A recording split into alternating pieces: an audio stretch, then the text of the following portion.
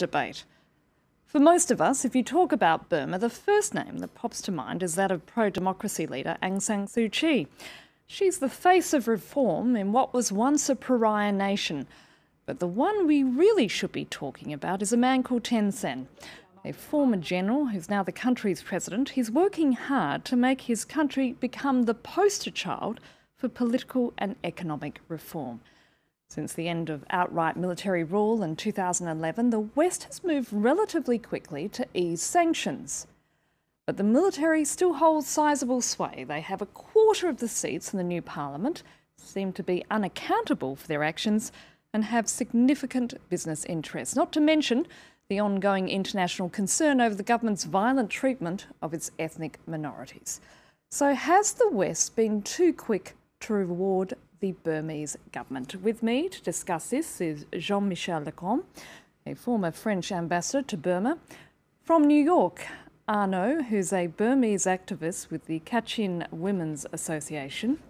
And from London, David Camroux, a specialist in Southeast Asian studies at Sciences Po.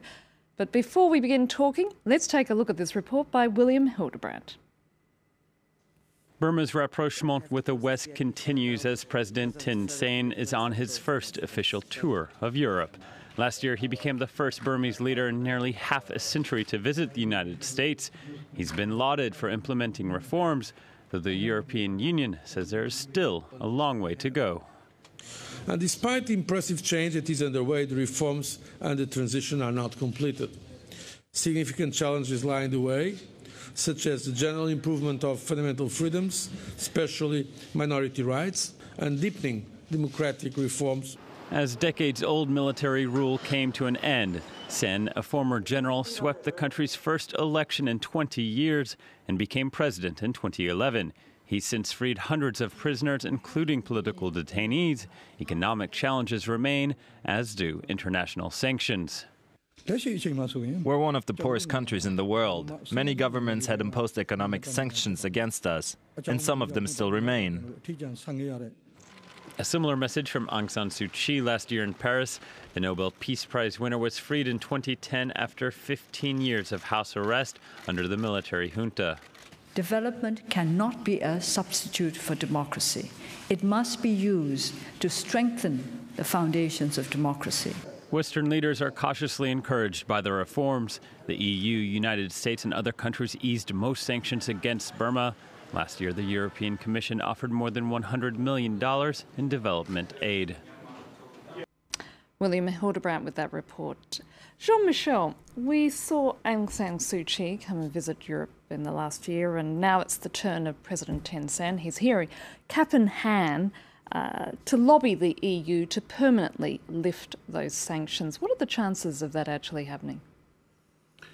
Well, we don't have many good news, and I think that what is coming from Burma are good news. If you think about what was going on only 3 years ago, if you started criticizing the government, you could land in jail for 7 years, plus 7 years without trial. Now, this is a change. If you have a look at the Constitution, of course, this is not up to democratic standards, clearly, but I hope that most of the sanction will be lifted, because if this country starts globalizing its economy, it will be very difficult to go back to square one. Technically, of course, the army can impose again military rule. If you want to amend the Constitution, you need a huge majority, 75%. The president has to come from the military. 1/3 of the seats are reserved for the army. So if they want to stop the whole thing, they can do it. But I don't think they'll try to do it. I know in New York, do you think that the West is rewarding Burma way too soon, given what's been going on, in particular with the Kachin ethnic minority, as well as other minorities in the country? Well, what we see is this reform is getting worse in the Kachin state. And what we see is that after 7 months election, there was a government military, the offensive to the Kachin Independence Army, and it was it caused the people internally displaced people, and right now there was about 100,000 internally displaced people in sheltering in the Kachin state and northern part of the Shan state, and also there is mass of human rights violation is going on, and we can see that this military, they have been raping women, killing of the civilian. They are using with the impunity. So, and government, Thein Sein government, they are not address of this mass of human rights violation. So for me, as a Kachin people, and we don't see any changes in my state and in through of Burma. David Cameron in London, given what Arnaud was just saying, the nature of what she says, the very violent treatment of the Kachin people. Now, EU development aid has more than doubled to around 150 million euros for 2012-2013. Brussels says it's now ready to talk about the feasibility of bilateral investment. The EU is obviously offering major incentives, but again, is this a bit too soon? I don't think so. We're actually dealing with two Burmas. There is, and the two Burmas correspond actually to the two Burmas of the colonial period. The reforms are occurring in the Burma heartland. But in the periphery, in the outer Burma, the ethnic minority areas, the army still holds sway, and those, as just been said, those areas of Burma are not experiencing the benefits of reform. This being said, we have a long transition which has begun. The moment of truth, as I see it, is the elections will be the general elections of 2015. Will Aung San Suu Kyi and the National League for Democracy be able to campaign freely, and will they win a majority at that time, and will they then become the government? I think that will be the key moment. But so what the European Union and the West generally needs to do, having imposed sanctions, is now, in fact, to encourage a situation where the ex-military will find it in their interests to continue this reform process rather than to return to a form of military rule. And this means perhaps that cronies will benefit from investment. But we've seen that now, if you like, the former military junta is now splintered into at least 4 different groups, the government itself. Power is now in the hands of the parliament. The parliament has become quite independent under a speaker, Sha Wei, a former general, and there are reformists in the governing party. So we need to be, if you like, strengthening this alliance which exists tacitly between Aung San Suu Kyi, the National League for Democracy, her party, and the reformist elements in the government. So I don't think it is doing too much too soon. I think there needs to be conditionalities on aid. But we should, in fact, having wielded the stick for at least 2 decades to in fact show that the carrot is a far more effective way of bringing about a meaningful transition. But this transition is going to be long. All transitions are long. This is a transition that will take 10, 20 years. There are other challenges down the track, particularly the challenges, as in Indonesia, of finding a model of governance, of federalism, whatever, appropriate for a multi-ethnic, multi-religious and multicultural society. Jean-Michel, there's also been conflict in the Western Rakhine state, which left more than 100,000 Muslim Rohingya people displaced. Do you really believe this government is committed to a peace initiative with its ethnic minorities? Well, the only good argument I ever found when the junta was defending its position, it was to say that, look, we know, but we are a fragile country.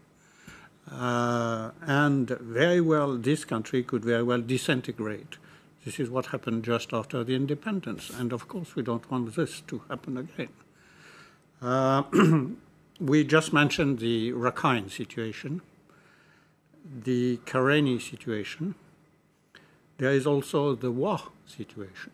That's a Chinese army, a Chinese minority army in the north of the country, who was until recently thriving on opium. And this strong army can very well challenge the Burmese army. So when this is going to be very difficult. But to go back on when and how do we have free and fair election, I think there is one litmus test, is will the NGOs and international observers be allowed to be present when they start those general elections? Will the press be allowed to criticize the government? I mean, what kind of coverage international press will be allowed to do? They're certainly talking about allowing foreign journalists to come in and start reporting there with visas as such, aren't they? Mm-hmm.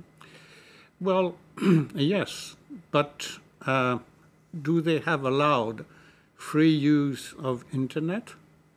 Do they have allowed NGOs, foreign NGOs, local staff of foreign NGOs operating freely? I think there is still a long way for that. And certainly Barroso mentioned that earlier today. Arnaud, this must be very frustrating for you, given your own personal history, when you see what is happening with the West, that it is indeed pouring money into this country. This must make you very angry. Well, I am really frustrated. Right now, look at the in Burma, many people, international community see as changed. But look at the Kachin state, look at the Shan state, and look at the West, the Rakhine state, and look at the Karen state. And there was a lot of human rights violation is going on, and there was mass land confiscation is going on. And there was so many human rights violation, and women have been raped. So this, for me, my personally, and also my family become internally displaced people. It's because of the fighting. So for me, I think the international community, what they are seeing, reform is and international community is Europe, and they are lifting sanctions and doing business. It's too early. What do you want the international community to do then? I mean, do you feel that this is the time now to wind back the money and basically freeze all these various incentives until something is done in order to improve the situation for minorities such as yours? Yeah, in order to improve of the situation in the ethnic area and the whole part of Burma, is right now is the time to pressure to government and to solve this essential and the ethnic the issue, and also to push on that to respect of international human rights law, and also to follow of this and the international the norm of the international humanitarian law, and to respect of this business the law. David, back in November, security forces led a very violent raid against Buddhist monks and villagers who had been protesting against the expansion of a copper mine. Given, again, what we've just been talking about the very violent treatment of ethnic minorities and just what I just mentioned there, Burma's open for business, but at what cost? Well, it is open for business, but what's the choice? Aung San Suu Kyi has called for the West to invest. If the West doesn't invest, that investment will come from China. And that investment may not have the same kind of conditionalities and the same kind of conditionality about the respect for human rights that can be expected of European companies. Yes, there was that incident, but at the same time, after that incident, there was an inquiry committee set up under Aung San Suu Kyi to actually look at what happened. So yes, in this transition, things are quite messy. But what one does notice is the press has become a lot freer. Information is circulating, and these kinds of acts of violence are being denounced and being dealt with. But David, isn't it a case? It's certainly an improvement. David, isn't it a case, however, that it seems to be a few are benefiting from this newfound wealth? This is an economy driven very much by primary industries such as timber, mineral, natural oils and gases and so on, and already the government is very busy awarding mining and land concessions. I mean, who is really just at the end of the day benefiting from all of this new money? Well, during the period of the junta, it was definitely the military itself who was benefiting the most, or members of the military, and those minerals and oil was being sold to China and to Thailand and to the neighbours. What is required of Western investment is Western investment which will create jobs, because that is, we've got a young population, we've got a real serious problems of employment. And, for example, Burma used to have a fairly effective textile industry that was destroyed by sanctions. That's something that can be built up fairly rapidly again. It has enormous tourism potential, and that is something that can be brought up again. Sure, some of the cronies are going to benefit from this process, but this is perhaps the price that has to be paid to encourage them to remain businessmen rather than to put it back on their uniforms and to return to repression. Jean-Michel? I'm glad the word of tourism was mentioned, because this creates very quickly jobs. And let's say the chain of command. I mean, there are so many people operating, then you can have a fair distribution of the money. Moreover, if you have all those people, foreigners, around, I think it's creating a totally different freedom or atmosphere in the country. So you think the influx of foreign money is certainly an incentive for greater freedom of expression? And unfortunately, we have to say quite clearly that cheap manpower or labor force is one of the attractions of Burma. Jean-Michel, I'm afraid we're just going to have to leave it there for the moment. We're just going to take time out for a short break. Do stay with us for the second part of our France 24 debate.